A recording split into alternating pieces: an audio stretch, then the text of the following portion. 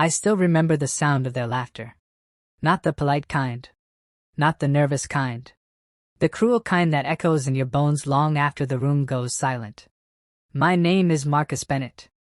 And 5 years ago, I stood in front of 200 people, colleagues, investors, friends I thought I had, and watched my entire world collapse in real time. But here's what they didn't know that night. Here's what none of them could have possibly understood as they whispered and pointed and pulled out their phones to capture my humiliation. That moment, that absolute destruction of everything I'd built, wasn't my ending. It was my beginning. And when I walked back into their lives exactly 5 years later, not a single one of them recognized the man standing in front of them. Not one. This is that story. And I promise you, it's not the one you think it is. Let me take you back to where it started. The real start, not the fall. Seattle, 2018. I was 32 years old, and I'd just done something most people only dream about. My software company, Lighthouse Analytics, had gone from a 2-person operation in my garage to a $60 million valuation in 3 years. $60 million. My co-founder and best friend since college, Derek Chin, and I had built something that actually mattered. Our platform helped small businesses compete with corporations by predicting market trends they couldn't afford to analyze themselves. We were the underdog's weapon. And we were winning. The tech blogs called us the next big disruption. Forbes put us on their 30 under 30 list. My mother, who'd worked 3 jobs to put me through state college, finally stopped asking when I was going to get a real job. I had an engagement ring in my desk drawer. Custom-made sapphire center stone because my girlfriend Vanessa always said diamonds were predictable. I was going to propose at the company's 5th anniversary party. Everything was planned. Everything was perfect. I should have known better. Perfect is just another word for about to shatter. It started with an email I almost deleted. Subject: urgent irregularities in Q3 report. Our CFO, Patricia Moore, a woman I'd personally recruited from Amazon because of her reputation for integrity, had flagged something in our financial statements. Some numbers didn't add up. Small discrepancies. The kind that could be accounting errors. Except Patricia didn't make accounting errors.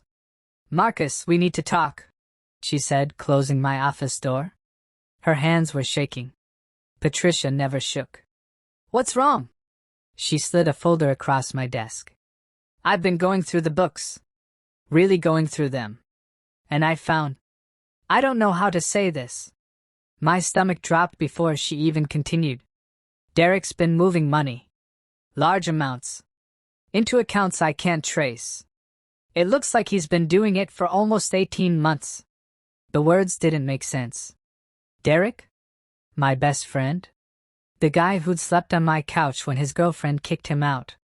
The man who'd believed in our vision when everyone else called us crazy? "You're wrong," I said. "You have to be wrong." Patricia's eyes filled with tears. "Marcus, I triple-checked everything. I wanted to be wrong. But it's at least $8 million. Maybe more. And there's something else." She pulled out another document. Bank statements. Wire transfers. All going to an offshore account. In Vanessa's name. I knew something was coming, but not this. I confronted Derek that same night. Walked right into his corner office with its view of Elliott Bay and its awards lining the walls. Awards we'd won together. "Interesting conversation with Patricia today," I said, closing the door behind me. Derek didn't even look up from his laptop. "Yeah? About what?" "About $8 million. His fingers stopped typing. The silence stretched like a wire about to snap. When he finally turned to face me, he wasn't the person I knew anymore. Or maybe he was, and I'd just been too blind to see it. "Took her long enough," he said casually, like we were discussing lunch options. "What did you do, Derek?" He leaned back in his chair, that expensive leather one he'd special ordered from Italy. "I did what you were too scared to do. I saw an opportunity, and I took it. You stole from our company. From our employees. From our company?" He laughed. Actually laughed. "Marcus, you built the product. I built the business. There's a difference. You code. You dream. You believe in helping people. That's adorable. But I live in the real world. Where's the money? Safe. Safer than it would be here anyway. He stood up, straightened his tie. Here's what's going to happen. You're going to let this go. Because if you don't, if you make this a thing, I have documentation that shows you authorized every single transfer. Your signature. Your approval. Your fingerprints all over everything. My blood went cold. You forged. I prepared for eventualities. That's called good business. He walked past me to the door, paused with his hand on the handle. Oh, and Marcus? Vanessa says hi. We're actually thinking about Bali for the honeymoon. Somewhere tropical. You understand. The room tilted. You and Vanessa? For about a year now. She's got expensive taste, man. You are never going to be able to afford her anyway. Here's the thing about betrayal. It doesn't hit you all at once. It comes in waves. Wave 1, Derek called an emergency board meeting the next morning. Before I could even talk to our lawyers, he'd already spun his story. Marcus Bennett had been embezzling funds. Here was the documentation. Here were the signatures. Here was a man so desperate to maintain his lifestyle that he'd risk everything. The board believed him. Of course they believed him. Derek was the businessman. I was the idealistic coder who still wore hoodies to investor meetings. If you're enjoying this story, please subscribe. Wave 2. Vanessa didn't even have the decency to lie when I showed up at her apartment. Our apartment. The place I'd been paying rent on for 2 years. Oh, Marcus. She sighed like I was a child who'd disappointed her. Did you really think this was going anywhere? You're sweet. But Derek understands ambition. I had a ring. I know. I found it last month. She actually yawned. Sapphire. Very safe choice. Wave 3, the story leaked. Someone, probably Derek, tipped off the press. Seattle tech wunderkind embezzles millions from his own company. My face was everywhere. My mother called crying. Former colleagues blocked my number. The Forbes article was updated with a retraction. Wave 4, criminal charges. The evidence Derek had manufactured was too compelling. Federal wire fraud. My lawyers, the ones I could barely afford now, told me I was looking at 15 to 20 years. Wave 5, the trial lasted 6 weeks. Derek testified against me. Vanessa backed up his timeline. Character witnesses I thought were friends suddenly remembered concerning behavior they'd noticed. Red flags they'd ignored. The prosecution painted me as a con artist who'd fooled everyone. A sociopath who'd stolen from the very employees who trusted him. The jury deliberated for 4 hours. Guilty on all counts. The judge set sentencing for 3 weeks later. Bail was set at $5 million, money I no longer had. I was remanded to custody immediately. As they led me out of that courtroom in handcuffs, I looked back one time. Derek was there in the gallery, sitting next to Vanessa. Their fingers were intertwined. And they were smiling. Not just smiling. Laughing. Federal Correctional Institution, Sheridan, Oregon. Medium security. That's where they sent me for 15 years with possibility of parole after 10. My cellmate was a guy named Raymond Torres. 58 years old. He was inside for running a Ponzi scheme that collapsed when he refused to steal from a children's hospital charity. He'd still stolen from plenty of other people, but that one line he wouldn't cross cost him everything.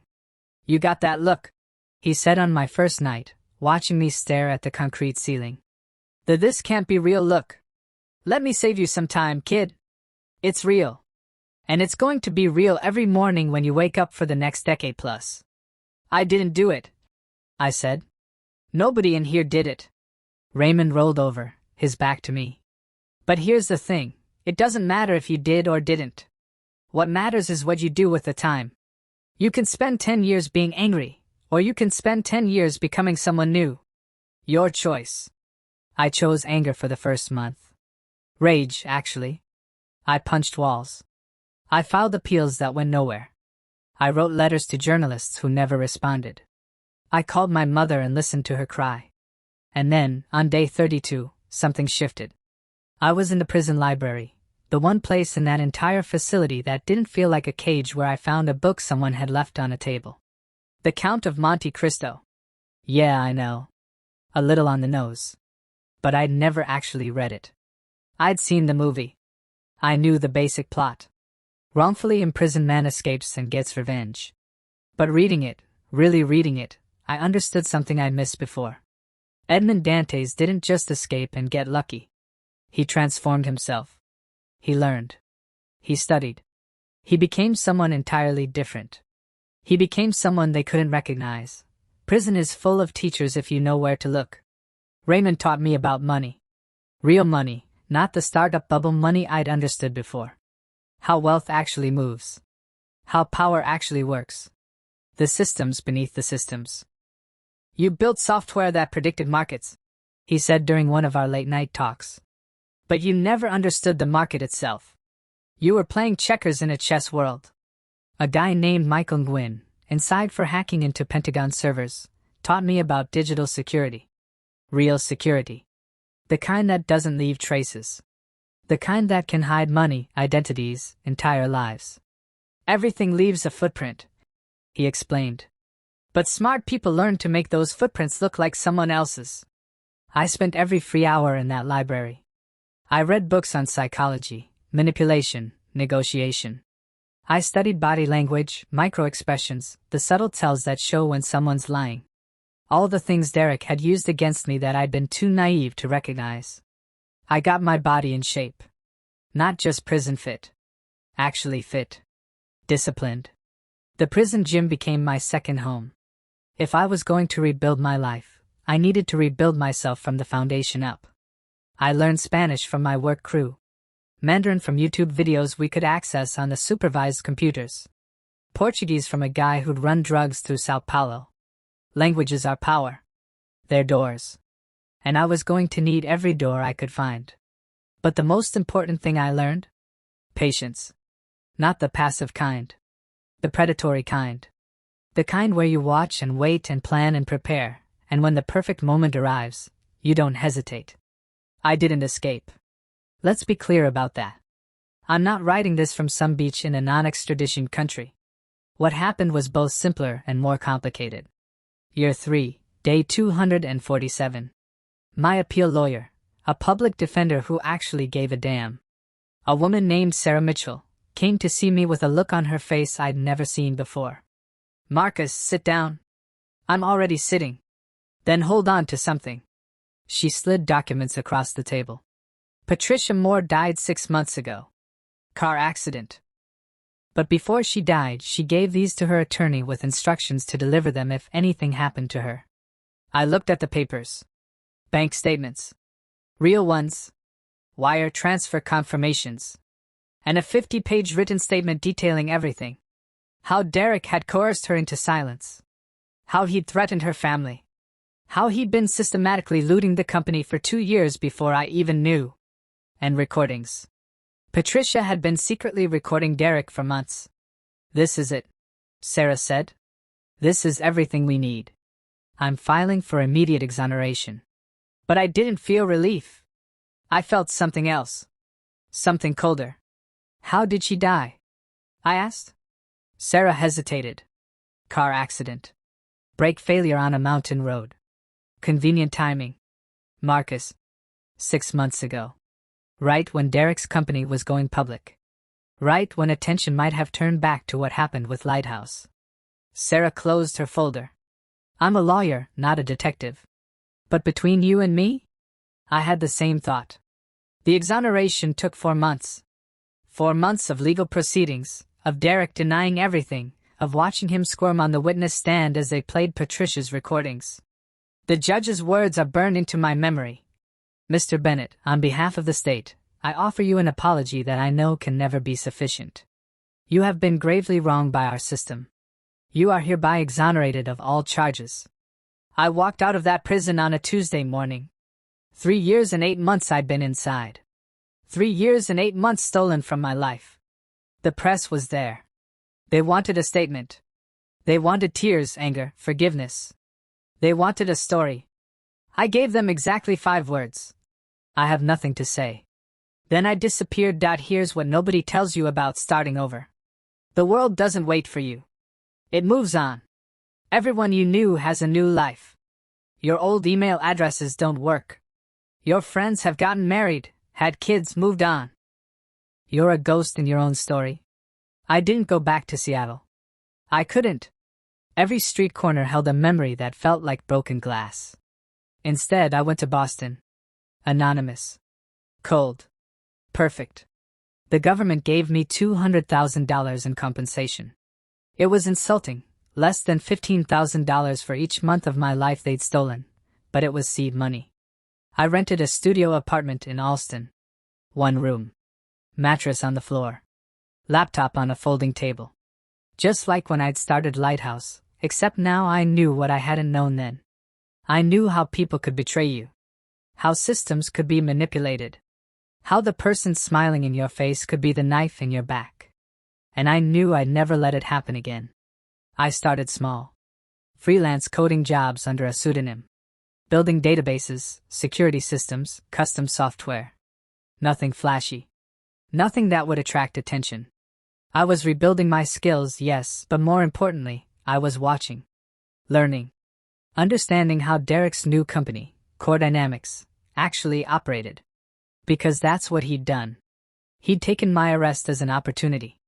Sold off Lighthouse's assets, rebranded, and launched his own company. Built on my work. My code. My ideas. And he was thriving. Core Dynamics had gone public 3 months before my release. Derek was worth $300 million on paper. He'd married Vanessa in a ceremony covered by tech magazines. They lived in a mansion in Medina, right next to Bill Gates. My suffering had been his fortune. I created ghost accounts. Followed their social media. Watched their lives from the shadows. Derek posting about disrupting industries. Vanessa sharing photos of their vacations, Bali, just like he mentioned. Paris. Tokyo. Dubai. They looked happy. They looked untouchable. They had no idea I was watching. 18 months after my release, I was ready to make my first move. But I wasn't going after Derek. Not yet. That's what everyone would expect. That's what angry, revenge-driven person would do. Rush in. Make noise. Get caught. No. I was going after the foundation. Core Dynamics' success was built on contracts with major corporations. Their client list was impressive: Microsoft, Amazon, 3 Fortune 100 banks. But here's what I'd learned from Raymond in prison: every empire has a crack. You just have to find it and apply pressure. Core Dynamics had gotten their biggest contract, $400 million over 5 years with Harrington Financial, by using proprietary algorithms that predicted market shifts with unprecedented accuracy. Those algorithms? They were mine. Code I'd written for Lighthouse. Code Derek had stolen and repackaged. But more than that, as I dug deeper from my little apartment in Boston, I found something interesting. Core Dynamics' predictions weren't just accurate. They were impossible. They were predicting movements that couldn't be predicted through data analysis alone. They had inside information. They had to. I spent 3 months tracing data patterns. Hacking wasn't even the right word for what I did. I didn't break into their systems, I watched them. Patient. Careful. Looking for the anomaly. And I found it. A single email account. Hidden in their system administrator records. A backdoor that gave someone access to client communications before they became public. Someone was reading private emails from Harrington Financial's executives, seeing their plans before they were announced, and feeding that information into Core Dynamics. Predictions. Corporate espionage. Securities fraud. The kind of thing that doesn't just end a contract, it ends a company. But I didn't go to the authorities. Not yet. Instead, I documented everything. Downloaded encrypted copies. And then I sent one anonymous email to Harrington Financial's head of security. You have a leak. Check your communications with Core Dynamics. Someone's been reading your mail. 3 weeks later, Harrington announced they were reevaluating their relationship with Core Dynamics pending a security audit. Core Dynamics stock dropped 23% in a single day. I watched from my apartment as the news broke. I watched Derek give a press conference, sweat on his forehead, insisting everything was above board. I watched analysts question the company's foundation. I'd drawn first blood. A small cut, nothing fatal. But enough to let him know he was bleeding. Enough to make him scared.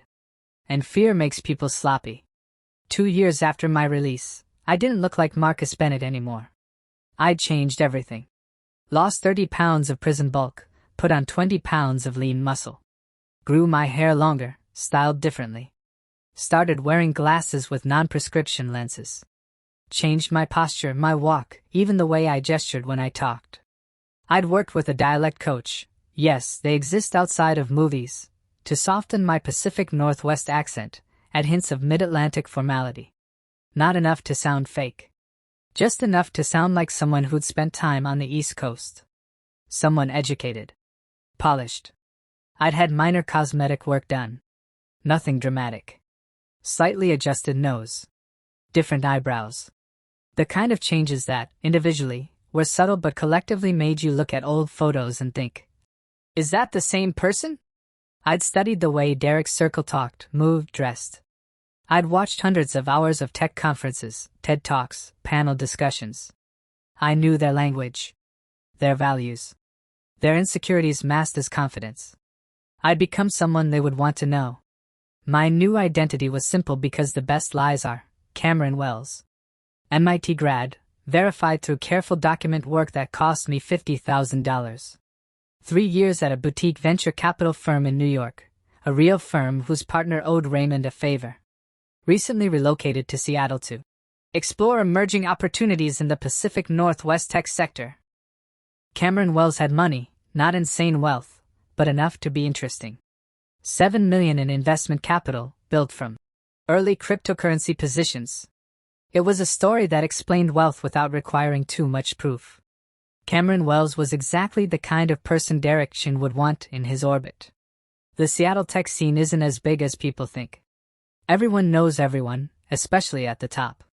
6 degrees of separation becomes 2 degrees and becomes one room at the right event. The right event, in this case, was the Pacific Northwest Tech Summit. 3 days of panels, networking, and people trying to outsuccess each other. Derek Chin was the keynote speaker. I bought a platinum pass. $15,000. Cheap for what I needed. Day 1, I didn't approach him. I let him see me. Positioned myself in his eyeline during his keynote, looking attentive but not starstruck. Laughed at his jokes, but not too eagerly. Asked a question during Q&A that was insightful enough to get noticed but not so brilliant it seemed tryhard. The challenge isn't predicting market trends, I'd said, standing with casual confidence. It's predicting which trends decision-makers will actually act on. Human psychology is the real variable. Derek had pointed at me, smiled. Now that's the right question. What's your name? Cameron Wells. Cameron. I like the way you think. Day 2, I orchestrated a chance meeting at the hotel bar. He was there with 2 other tech executives. I was alone, nursing a whiskey, reading a book. The Innovator's Dilemma, by Clayton Christensen. A book I knew Derek quoted constantly. Is that helping? Derek appeared next to me, gesturing at the book. His 2 companions had peeled off toward the bathroom. I looked up, surprised but not startled. Helping with what? Whatever problem you're trying to solve. I smiled. Who says I have a problem? Everyone in this hotel has a problem. They're either trying to find money, make money, or keep money. Which are you? I'm trying to find something worth investing in. I closed the book.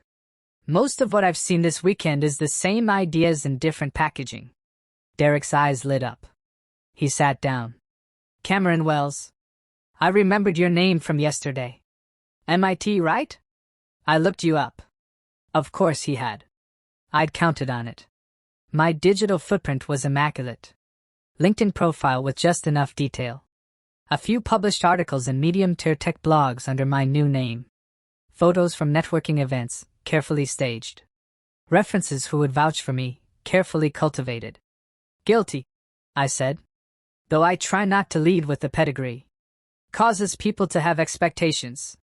And you don't like expectations? I like exceeding them. There's a difference. We talked for 2 hours. I let him do most of the talking. People like Derek love talking about themselves. I asked questions, showed interest, challenged him just enough to seem independent thinking but not enough to seem combative. By the end of the night, he'd invited me to visit Core Dynamics headquarters. "We're always looking for smart money," he said. "And you seem like someone who gets what we're building." I shook his hand. Firm grip. Eye contact. Confident but not aggressive. "I'd like that," I said. As I walked away, I felt something I hadn't felt in 5 years. Not anger. Not even satisfaction. Control. Core Dynamics headquarters was everything I expected. Glass and steel. Exposed brick from the building's warehouse bones. Ping-pong tables. Craft coffee. The kind of studied casualness that costs a fortune to look effortless. Derek gave me the tour personally. Introduced me to key people. His COO, James Martinez. His head of development, Sarah Kim. His VP of business development, Rachel Foster. And Vanessa, who worked as their Chief Culture Officer. A made-up title for the founder's wife to feel important. She didn't recognize me. None of them did. I was standing 3 feet from the woman who betrayed me, and her eyes passed over me like I was anyone else. Just another potential investor. Just another Cameron Wells. "Cameron's thinking about coming in on our Series D," Derek told her. 7-figure investment. Vanessa smiled. That same smile that used to make my heart race. Now it just looked practiced. "That's wonderful. Core Dynamics is changing the game. I've heard impressive things," I said, shaking her hand. Her grip was weak. She'd never had to fight for anything in her life. Derek walked me through their tech. Showed me dashboards running real-time predictions. Explained their revolutionary approach to market analysis. It was my code. My work. My ideas. With just enough modification to make it look different to someone who didn't know better. But I knew better. I'd written every line of the original. "This is remarkable," I said, staring at the screens. "The predictive accuracy is beyond anything I've seen. We've cracked something fundamental," Derek said, pride dripping from every word. "Most analytics companies are looking at what happened. We're looking at what's going to happen. And your clients trust these predictions? Our track record speaks for itself. 93% accuracy over the last 2 years. 93%. Because of the insider information they were gathering. The corporate espionage I'd already documented but hadn't reported yet. I was standing in the crime scene, and the criminals were giving me a tour. "I'm interested," I said finally. "Very interested. But I'd want to understand the tech at a deeper level. No offense, but I'm not writing a check based on a sales pitch." Derek grinned. "I respect that. What do you need?" "Access. A few weeks to really dig into your systems, understand your methodology. If I'm investing 7 figures, I want to know I'm backing something sustainable." I watched him calculate. Weigh the risk of showing me too much against the reward of securing a major investment. Money won. It always did with Derek. "Done," he said. "We'll set you up with a temporary office. Full access to our analytics platform. Sarah can walk you through the technical architecture." We shook hands. And just like that, I was inside. 3 weeks inside Core Dynamics, and I had everything I needed. Full documentation of their illegal information gathering. Communications showing Derek personally approving the espionage. Financial records showing how they'd monetized the stolen data. Client lists. Contract details. Security vulnerabilities. Everything. But I also found something I didn't expect. Something bigger. Core Dynamics wasn't just stealing information from Harrington Financial. They were stealing from everyone. Every single client. They'd built backdoors into their own software, the software their clients installed to access Core Dynamics predictions. Those backdoors gave them access to everything. Emails. Financial records. Strategic plans. Merger discussions. They weren't just predicting markets. They were manipulating them. Feeding information to hedge funds in exchange for cuts of the profits. Playing both sides. Rigging the game. The scale was staggering. We weren't talking millions in fraud. We were talking billions. And Derek had gotten sloppy. Confident. He'd started taking meetings in his office while I worked down the hall. Started talking on speakerphone. Started forgetting that temporary consultants with access badges could walk past open doors. I recorded everything. Audio files saved to encrypted cloud storage. Documents photographed with a camera pen. Financial records copied to hidden drives. I was building a case that wouldn't just destroy core dynamics. It would put Derek in federal prison for the rest of his life. But I still wasn't ready to strike. Because destroying Derek's company wasn't enough. I didn't just want him to lose. I wanted him to feel what I felt. The betrayal. The helplessness. The watching your life crumble in real-time horror. So I needed one more piece. The emotional kill shot. Week 4. Derek invited me to dinner at his house. Get to know each other outside the office, he said. Vanessa's an amazing cook. The house was obscene. 10,000 square feet overlooking Lake Washington. The kind of place that appears in architecture magazines. I pulled up in a rental BMW, deliberate in my choice. Nice but not trying too hard nice. Vanessa answered the door.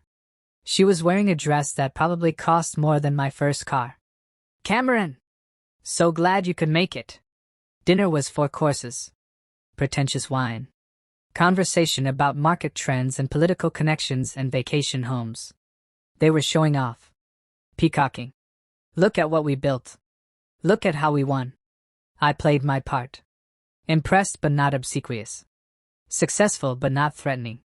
Everything they wanted in their circle. After dinner, Derek pulled me into his study.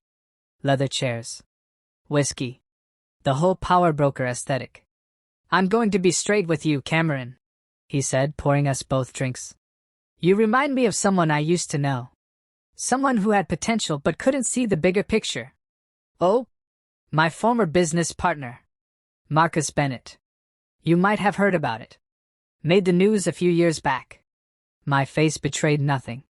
The embezzlement case? That's the one. Derek swirled his whiskey. Brilliant coder. Genuinely gifted. But he had this naive view of business. Thought we could change the world and make money and everyone would hold hands and sing. Couldn't understand that success requires sacrifice. What happened to him? Prison. Got out a couple years ago after they realized he'd been framed. Derek said it casually. Admitted it like it was nothing. Some accounting person had a crisis of conscience. Leaked documents. He got exonerated. You framed him? Derek met my eyes. I liberated resources that were being wasted on idealism. Marcus wanted to help people. I wanted to build an empire. We couldn't do both. He was confessing. Actually confessing. Because he thought I was someone safe. Someone like him. Someone who would admire the hustle instead of being horrified by it. That's ruthless, I said carefully. That's business. He raised his glass. To doing what needs to be done. I raised mine. Clinked crystal against crystal. To doing what needs to be done. Later, driving home, I sat in my car for 20 minutes. Just sat there, hands gripping the steering wheel, breathing. He'd admitted it. Everything. And I had it all on tape. The camera pen in my jacket pocket had recorded every word. I'd spent 5 years imagining this moment. 5 years planning. 5 years becoming someone new. Now I just had to execute. I spent 2 weeks choreographing what came next. Every detail mattered. Every piece had to fall exactly right. Step 1, I reached out to my old lawyer, Sarah Mitchell. The one who believed in me when no one else did. Marcus? Her voice cracked when she answered. My God, I've been trying to find you for 2 years. Where have you been? Getting ready, I said. Sarah, I need your help. One more time. I laid it all out. Everything I'd found. Everything Derek had done. The recordings. The documents. The evidence of ongoing fraud that made the original lighthouse embezzlement look like pocket change. This is... Sarah was silent for a long moment. Marcus, this is enough to put him away for life. Multiple agencies will want this. SEC, FBI, probably DOJ. I know. But I need to control the timing. Why? Because I need him to understand it's me.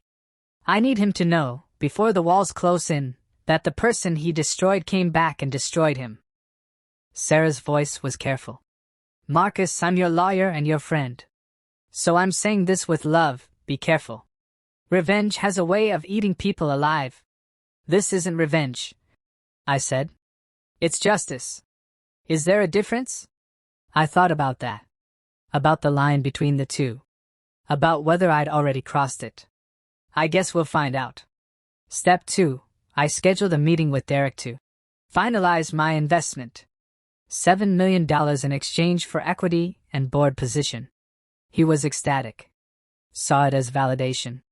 Saw me as an ally. He had no idea I was a grenade with the pin already pulled.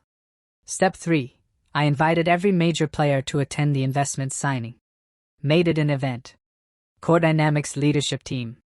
Key investors. A reporter from TechCrunch who I'd pitched as covering major investment news. I told Derek it would be good publicity. He agreed immediately. Loved the attention. Step 4. I contacted the FBI's cybercrime division. Didn't tell them who I was. Just said I was a confidential informant with evidence of ongoing securities fraud and corporate espionage. Set a meeting for the same day as the investment signing. 2 hours after. The trap was set, the day came. Core Dynamics main conference room. Floor-to-ceiling windows overlooking the Seattle skyline. 20 people in attendance. Derek at the head of the table, Vanessa beside him, leadership team flanking them like courtiers around a king. And me. Cameron Wells. Sitting across from them with my lawyer, Sarah, though they didn't know our history, and a briefcase containing documents they thought were investment contracts. The TechCrunch reporter was set up in the corner with a camera. This would be documented. Everything that was about to happen would be captured. Derek stood, smiling that smile I used to think was friendly. Today is an exciting day for Core Dynamics. We're proud to welcome Cameron Wells not just as an investor, but as a strategic partner who understands our vision. Rounds of applause followed. Cameron, would you like to say a few words before we sign? I stood slowly. Buttoned my jacket. Looked around the room at faces that had no idea what was coming. I would, actually. Thank you, Derek. I pulled out my tablet. Opened a presentation I'd been perfecting for weeks. I've spent the last month studying Core Dynamics very carefully. Your technology. Your business model. Your methodology. And I've discovered something remarkable. Derek's smile widened. He thought this was praise. You've built your success on a foundation of sophisticated corporate espionage, securities fraud, and systematic client manipulation. I clicked to the first slide. Email records. Bank transfers. Backdoor access logs. You're not predicting markets. You're rigging them. The room went silent. Completely silent. You could hear the ventilation system. Derek's face went pale, then red. What is this? Cameron, if this is some kind of... My name isn't Cameron Wells. I clicked to the next slide. My prison mugshot. My exoneration documents. My real identification. My name is Marcus Bennett. And 5 years ago, you framed me for crimes you committed. You stole my work, my company, my freedom, and 3 years and 8 months of my life. Vanessa gasped. Actually gasped. Her hand flew to her mouth. Derek stared at me. Really looked at me for the first time. I watched the recognition dawn. Watched him see through the changes, the years, the transformation. Marcus? His voice was barely a whisper. Surprised? I clicked through more slides. Let me walk everyone through what Derek Chin has actually been building here. Every client Core Dynamics serves has had their private communications monitored. Trade secrets stolen. Strategic plans accessed. This information has been sold to hedge funds, competitors, and anyone willing to pay. James Martinez, the COO, stood up. This is insane. Derek, what is he talking about? Show them, I said to Sarah. She opened her own laptop, began playing audio files. Derek's voice discussing data mining operations. Derek approving payments to hackers. Derek laughing about how the clients are too stupid to know we're reading their mail. The reporter's camera was catching everything. The leadership team's shocked faces. Vanessa looking at Derek with dawning horror. Derek himself, frozen, unable to speak. I have documentation of over $400 million in fraud. I continued. 37 corporate clients who have been systematically betrayed. Securities violations that span 5 years. And this? I played the audio from our dinner. Derek's voice, crystal clear, admitting he'd framed me. A confession. Derek finally found his voice. You're lying. You fabricated this. You hacked our systems, you planted evidence, you did this? I have originals. Time-stamped. Server logs that show these files existed long before I showed up. The FBI has copies as of this morning. They're waiting for me to leave this building before they move in. FBI? Rachel Foster stood up, backing away from the table. I didn't know. I swear to God, I didn't know about any of this. Others started standing, distancing themselves. The room was fracturing in real time.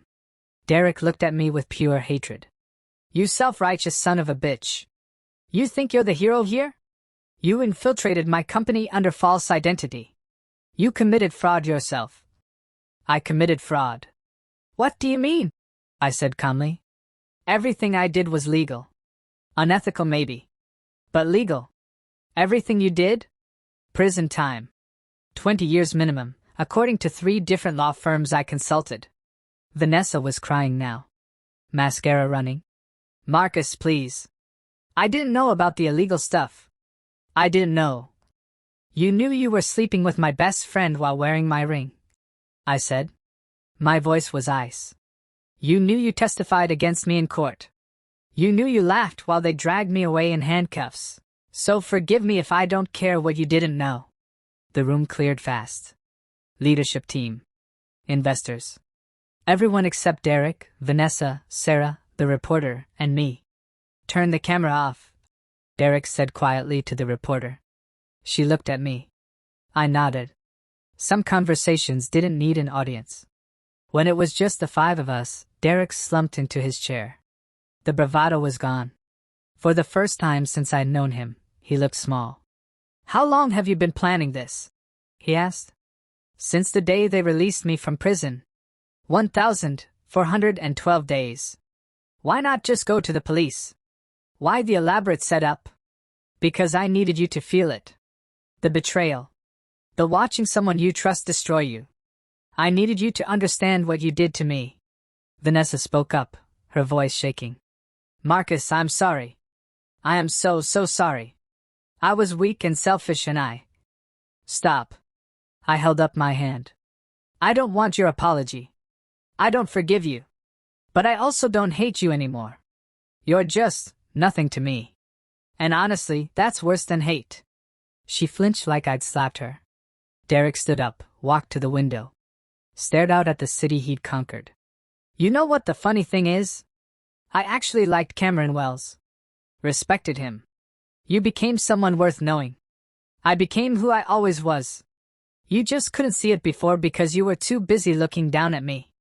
So what happens now? You've destroyed everything. Congratulations. You won. Feel better? It was a good question. One I'd been asking myself. Did I feel better? Vindicated? Satisfied? The truth was complicated. The FBI will be here in about 40 minutes, I said. They'll arrest you. Probably Vanessa too, though her lawyers will argue she wasn't involved in the technical fraud. You'll go to trial. You'll be convicted. You'll go to prison. Just like you did. No. Nothing like I did. Because you're actually guilty. And you'll have years inside to think about that difference. Derek turned from the window. I should have killed you when I had the chance. Sarah stood up immediately. That's a threat.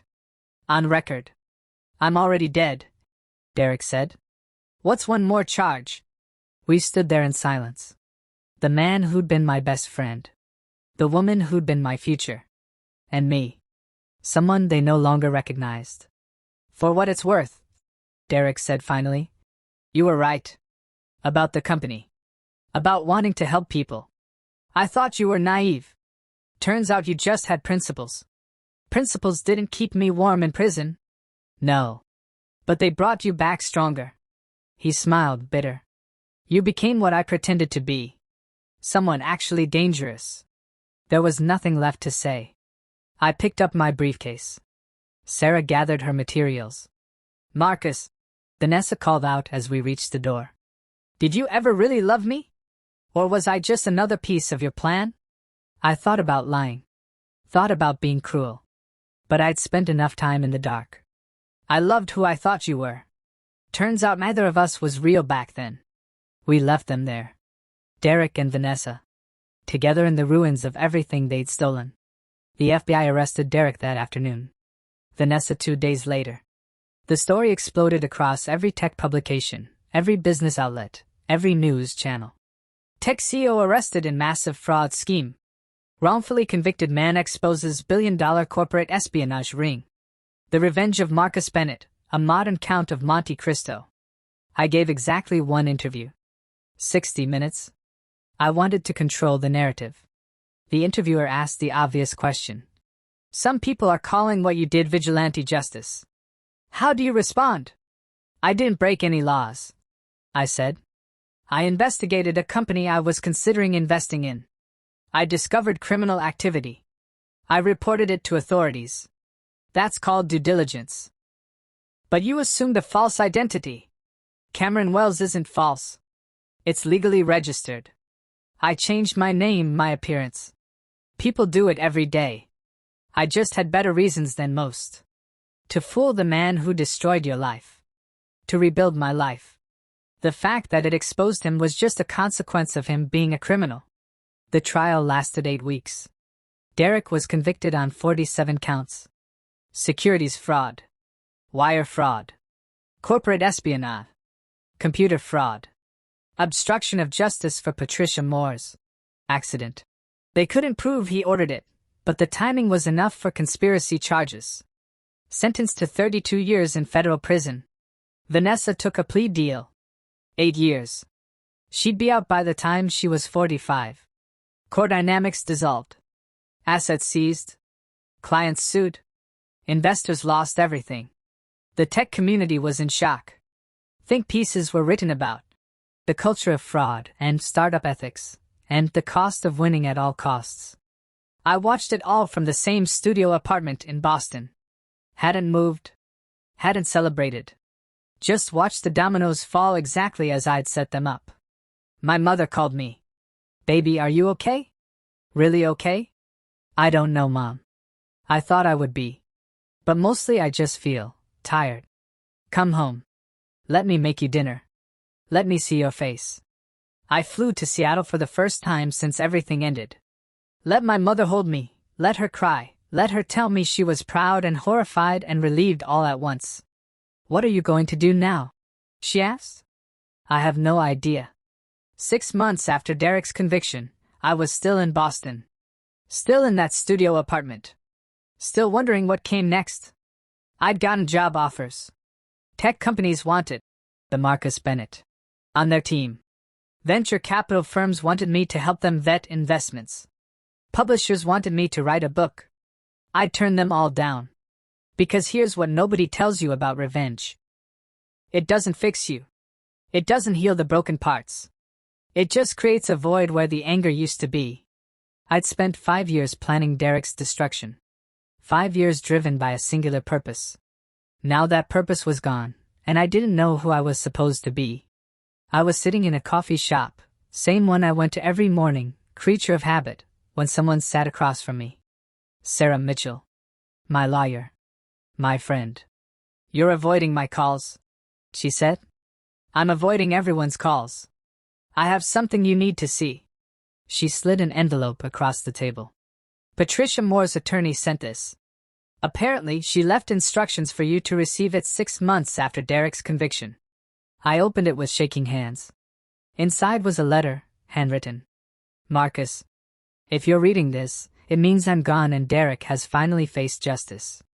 I'm sorry I couldn't be braver when it mattered. I'm sorry I let fear keep me silent while you suffered. I'm writing this because I need you to understand something. What Derek did to you was evil. What you did to Derek was justice. But justice and healing aren't the same thing.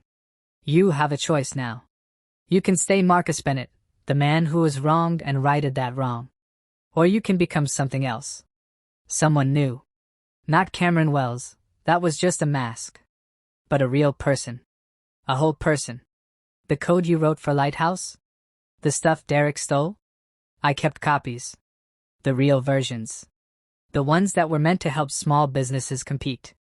The dream you had before it all went wrong. It's yours. Do something good with it. Not for revenge. Not for justice. Just because someone should. Be better than Derek. Be better than what he made you.